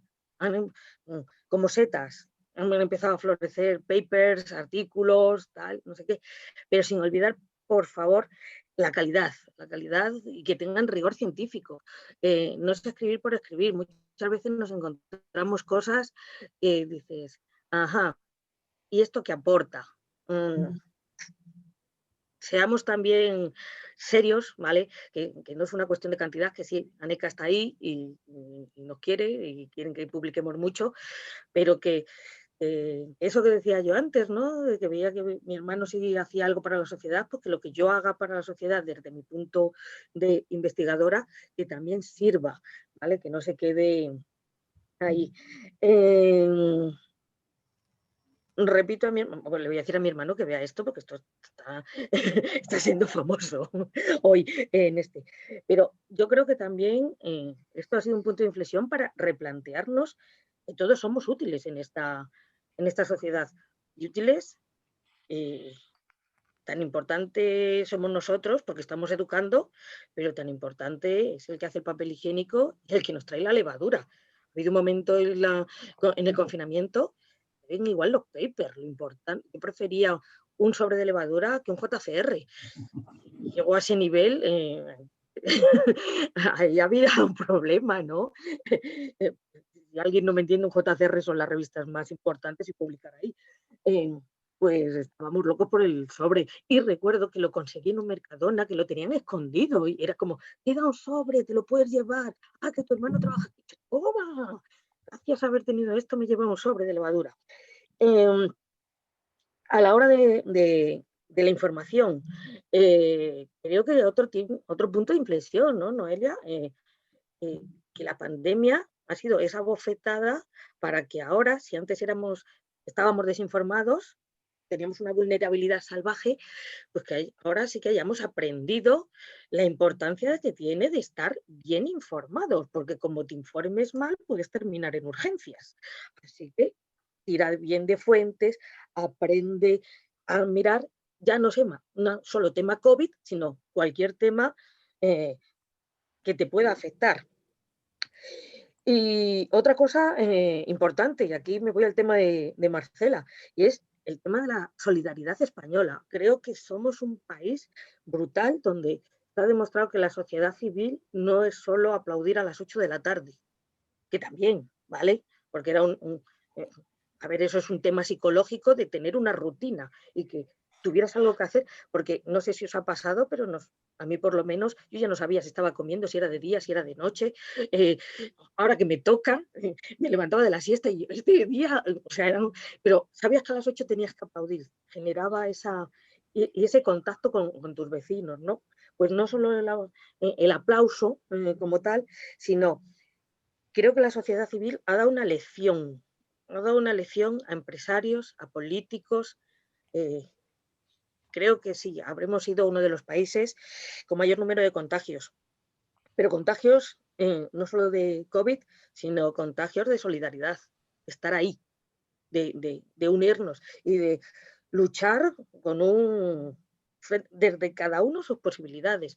Recuerdo a las yayas, a las abuelas, haciendo mascarillas como podían. O sea, a mí es que me pareció salvaje, o esas llamadas, cogías y llamabas para hablar con gente que estaba sola para que no estuviera sola.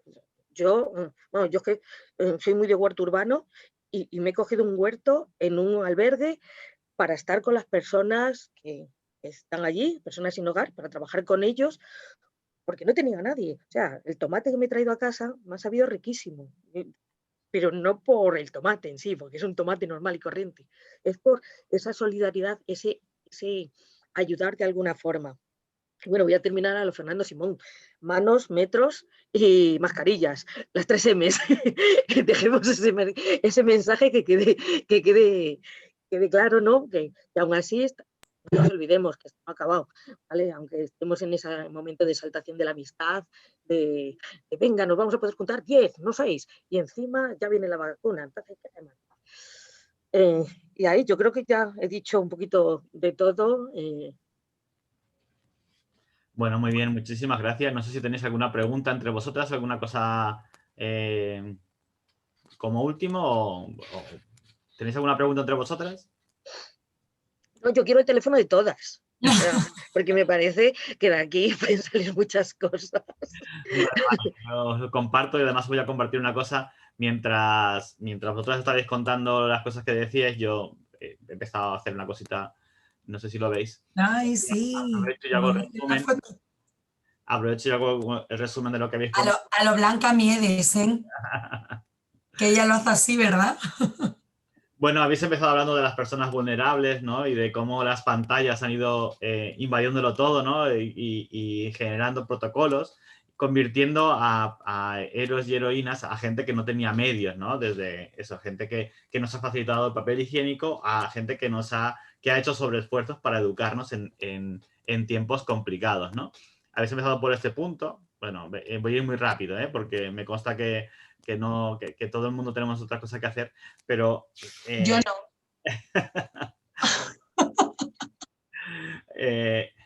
Esta no es. A ver, un momento.